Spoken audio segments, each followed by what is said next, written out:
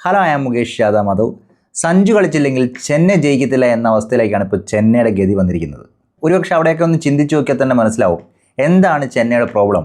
തുടക്കത്തിലൊക്കെ ആളുകൾ പറഞ്ഞിരുന്നു ചെന്നൈയുടെ പ്രോബ്ലം എന്ന് വെച്ച് കഴിഞ്ഞാൽ ബൗളിങ്ങിലെല്ലാം ചെണ്ടകളാണ്, ഇല്ലെങ്കിൽ നല്ലൊരു ബോളറെ വാങ്ങിയില്ല, ഉള്ളവരെല്ലാം പരിക്ക് പറ്റിപ്പോയി എന്നുള്ള നിലയിലായിരുന്നു ചെന്നൈയെക്കുറിച്ച് പലരും പറഞ്ഞിരുന്നത്. പല ആളുകളും അങ്ങനെ തന്നെ ആയിരുന്നു വിമർശിച്ചത്. എന്നാൽ കാര്യങ്ങളുടെ കിടപ്പ് അങ്ങനെയല്ല. ചെന്നൈ ഇപ്പോൾ ഈ കളികളെല്ലാം ജയിച്ചത് ബൗളിങ്ങിൻ്റെ മികവ് കൊണ്ട് മാത്രമാണ്. അതുപോലെ തന്നെ സഞ്ജു എന്ന ബാറ്റ്സ്മാൻ്റെ കഴിവുകൊണ്ടും. ഒരുപക്ഷെ ഈ തോറ്റ കളികളിലെ സ്കോർ ബോർഡൊക്കെ ഒന്ന് എടുത്ത് നോക്കിയാൽ മനസ്സിലാവും സഞ്ജു അവിടെ ഫോമായിട്ടില്ല, ഇല്ലെങ്കിൽ സഞ്ജു 40 റൺസിന് മേൽ സ്കോർ ചെയ്തിട്ടില്ല. അങ്ങനെയുള്ള അവസരങ്ങളിലെല്ലാം ചെന്നൈ തോൽവിയിലേക്ക് പോയിക്കൊണ്ടിരിക്കുകയാണ്. അതായത് സഞ്ജു എന്ന് പറയുന്ന ബാറ്റ്സ്മാൻ ചെന്നൈക്ക് ഇല്ലായിരുന്നെങ്കിൽ ചെന്നൈയുടെ ഗതി തന്നെ ഇന്ന് മാറിയാനെ.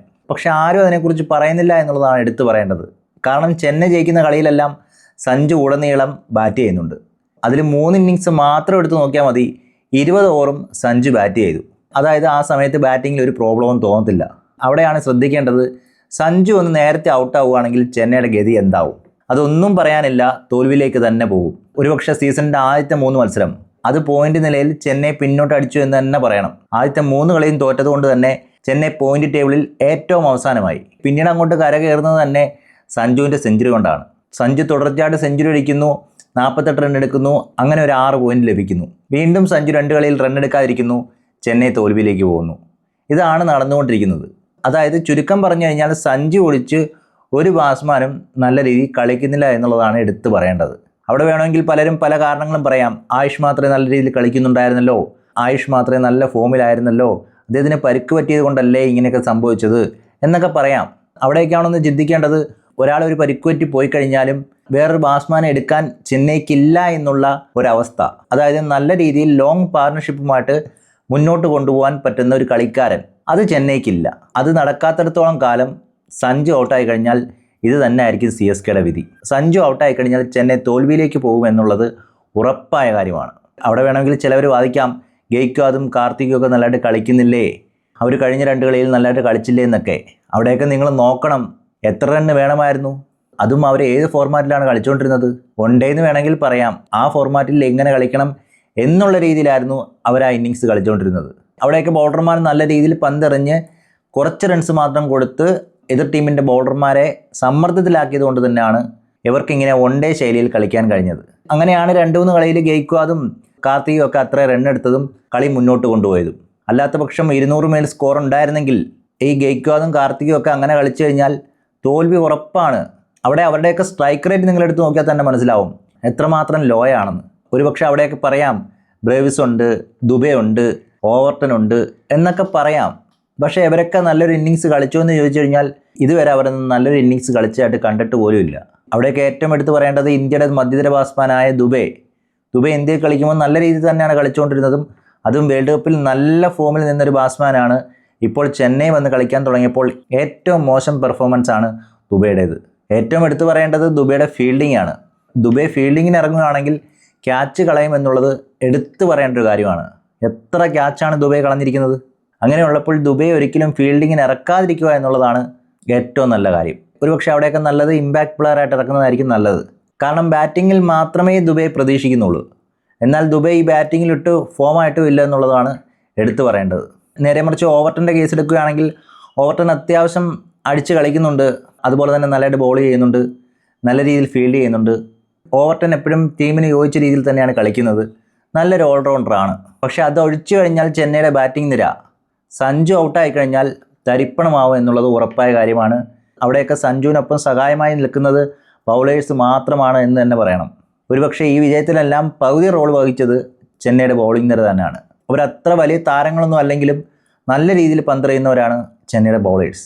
അത് കാംബോജി ആയാലും മുകേഷ് ആയാലും അഖിൽ ഹുസൈൻ ആയാലും അതുപോലെ തന്നെ നൂറായാലും അവരെല്ലാം നല്ല രീതിയിൽ തന്നെയാണ് പന്തെറിയുന്നത്. ഓവർട്ടണും മികച്ച സ്പീഡിൽ നല്ല രീതിയിൽ പന്തെറിയുന്നുണ്ട്. പക്ഷെ പറഞ്ഞിട്ട് കാര്യമില്ല, ചെന്നൈയുടെ ബാറ്റിംഗ് നിര അത് വളരെ മോശമെന്ന് തന്നെയാണ് എൻ്റെ അഭിപ്രായം. അവിടെയൊക്കെ ആദ്യം തന്നെ ഓപ്പണിംഗ് എടുത്ത് നോക്കി കഴിഞ്ഞാൽ നിങ്ങൾക്ക് മനസ്സിലാവും. ഈ 10 കളിയാണൊക്കെ നല്ലൊരു പാർട്ണർഷിപ്പ് ഉണ്ടോ എന്ന് ചോദിച്ചു കഴിഞ്ഞാൽ ഇല്ല എന്ന് തന്നെ പറയണം. അതായത് സഞ്ജുവും ഋതുരാജും ചേർന്ന് നല്ലൊരു പാർട്ണർഷിപ്പ് ഇതുവരെ നേടിയിട്ടുണ്ടോ എന്നുള്ളൊരു ചോദ്യം ഇട്ട് കഴിഞ്ഞാൽ ഇല്ല എന്ന് തന്നെയാണ് അത് വ്യക്തമാക്കുന്നത്. അങ്ങനെയുള്ളപ്പോൾ അതൊന്ന് മാറ്റി ചിന്തിക്കാനുള്ളതിന് അതിപ്പോഴും നിലനിർത്തിക്കൊണ്ട് പോവുകയാണ്. ഇത് ആരുടെയെങ്കിലും ഈഗോയുടെ പ്രശ്നമാണോ, അതോ ഋതുരാജിൻ്റെ തീരുമാനമാണോ എന്നൊന്നും അറിയില്ല. എന്തായാലും അത് ഫ്ലോപ്പായിട്ടാണ് ഇപ്പം കണ്ടുകൊണ്ടിരിക്കുന്നത്. ഓപ്പണിംഗ് പാർട്ട്ണർഷിപ്പ് മറ്റ് ടീമുകളിൽ നിന്ന് അപേക്ഷിച്ച് ഏറ്റവും ലോ ആണ്. എൻ്റെ അഭിപ്രായത്തിൽ ചെന്നൈയുടെ ഓപ്പണിംഗ് ആണ് ഏറ്റവും മോശമായിട്ടുള്ള ഓപ്പണിംഗ്. എന്നാൽ അത് വീണ്ടും തുടർന്നുകൊണ്ട് പോകുന്നു എന്നുള്ളതാണ് എടുത്തു പറയേണ്ടത്. അതുപോലെ തന്നെയാണ് ഫസ്റ്റ് ഡൗൺ ബാറ്റ്സ്മാൻ. ആയുഷ് മാത്രേ ഉള്ള സമയത്ത് ഫസ്റ്റ് ഡൗൺ ഇറങ്ങുന്ന നല്ല ബാറ്റ്സ്മാൻ ആയിരുന്നു, നല്ല കോൺഫിഡൻസ് ഉണ്ടായിരുന്നു, നല്ല റൺ എടുക്കുമായിരുന്നു, നല്ല സ്ട്രൈക്ക് റേറ്റ് ആയിരുന്നു, കളി നല്ല രീതിയിൽ മുന്നോട്ട് കൊണ്ടുപോവുകയും ചെയ്യുമായിരുന്നു. അതുകൊണ്ട് തന്നെയാണ് ആദ്യത്തെ കുറേ കളികളിൽ 200 റൺ വരെ എത്തിച്ചത്. എന്നാൽ ആയുഷ് മാത്രേ പരിക്ക് കാരണം പോയതിനു ശേഷം ഫസ്റ്റ് ഡൗൺ ആയിട്ട് ഇറങ്ങുന്നത് ആരാണെന്ന് ചെന്നൈക്ക് തന്നെ ഒരു വ്യക്തമായിട്ടുള്ള നിലപാടില്ല. പലപ്പോഴും പല ആളുകളെയൊക്കെയാണ് ഇറക്കുന്നത്. ഇപ്പോൾ എന്തായാലും ഉർവിൽ പട്ടേലാണ് ഫസ്റ്റ് ഡൗൺ ഇറങ്ങുന്നത്. അദ്ദേഹത്തിൻ്റെ പെർഫോമൻസ് ഒക്കെ കണ്ടു കഴിഞ്ഞാൽ എപ്പോൾ വേണമെങ്കിലും ഔട്ടാവും എന്നുള്ള നിലയിലാണ് അദ്ദേഹം ബാറ്റ് ചെയ്യുന്നത്. ഒരു സ്ഥിരതയില്ലാത്ത രീതിയിൽ തന്നെയാണ് ബാറ്റ് ചെയ്യുന്നത്, നമുക്ക് വ്യക്തമാണ്. അങ്ങനെ ഒരു ഫസ്റ്റ് ഡൗണിനെ വെച്ചിറക്കുകയാണെങ്കിൽ നല്ലൊരു മാച്ച് വരുമ്പോൾ എന്തായാലും ബാക്കിയുള്ള ബാറ്റ്സ്മാൻമാർ സമ്മർദ്ദത്തിലാവും. അത് ഇന്നലെയും അങ്ങനെ തന്നെ ആയിരുന്നു, സമ്മർദ്ദത്തിലായിരുന്നു. സഞ്ജുവിൻ്റെ കളി എടുത്ത് നോക്കിക്കഴിഞ്ഞാൽ മനസ്സിലാവും. കൂടെയുള്ള 2 ബാറ്റ്സ്മാനും പെട്ടെന്ന് ഔട്ടാവുന്നു. പിന്നീട് സഞ്ജുവിനെ അടിക്കണോ ഇല്ലെങ്കിൽ എന്ത് ചെയ്യണമെന്ന് അറിയാതെ സഞ്ജു ബോൾ ഡിഫെൻഡ് ചെയ്ത് സിംഗിൾ എടുത്ത് കളിക്കുമായിരുന്നു. അവിടെ ആദ്യത്തെ കുറേ ഓവറുകളൊക്കെ എടുത്ത് നോക്കിക്കഴിഞ്ഞ് കഴിഞ്ഞാൽ ഡൽഹി എന്ത് കാണിച്ചു കൂട്ടി അതേ രീതിയിൽ തന്നെയായിരുന്നു പോകുന്നത്. പിന്നീട് അങ്ങോട്ട് കളി മാറിയത് തന്നെ കുൽദീപ് യാദവ് ബോൾ ചെയ്യാൻ വന്നപ്പോൾ മുതലാണ്.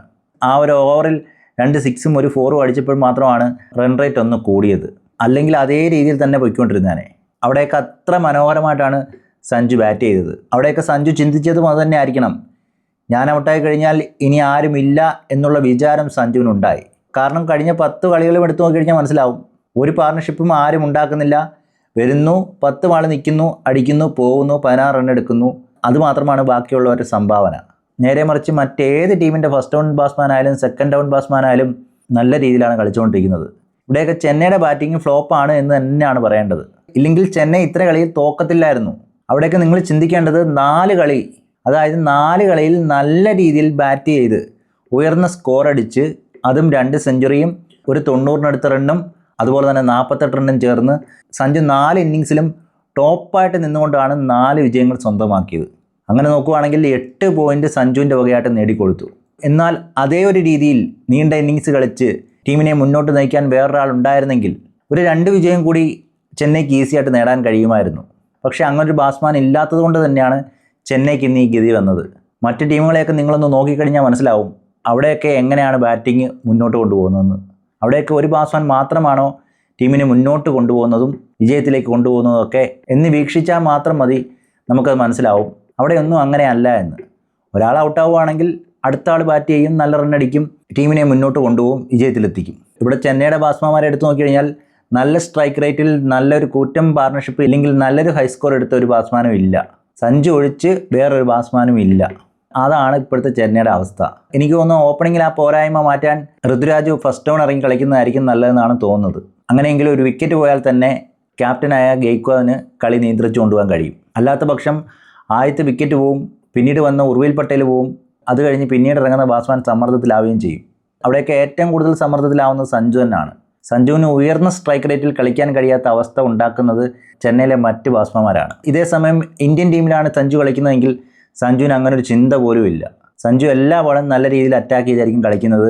കാരണം സഞ്ജുവിന് അറിയാം, ഞാൻ ഔട്ടായി കഴിഞ്ഞാലും ഇഷ്ടം പോലെ ബാറ്റ്സ്മാൻമാർ ഇരിക്കുവാണ്. ഇഷാൻ ഇരിക്കുവാണ്, തിലക് ഇരിക്കുവാണ്, സൂര്യ ഇരിക്കുവാണ്, ഹാർദിക് ഇരിക്കുവാണ്, ദുബൈ ഇരിക്കുവാണ്. അങ്ങനെ വൻനിര ബാറ്റ്സ്മാൻമാർ ഇരിക്കുന്ന സമയത്ത് ഞാനിപ്പോൾ കൂടുതൽ സ്ട്രൈക്ക് റേറ്റിൽ ഒരു 20 റൺ എടുത്താൽ തന്നെ അത് ടീമിന് ഗുണം ചെയ്യുകയുള്ളൂ. മറ്റ് ടീമിലെ ബൗളർമാർക്ക് അതൊരു പ്രഹരമായിരിക്കും. അവരുടെ ഫോം നഷ്ടപ്പെടാനും അത് കാരണമാവുകയും ചെയ്യും.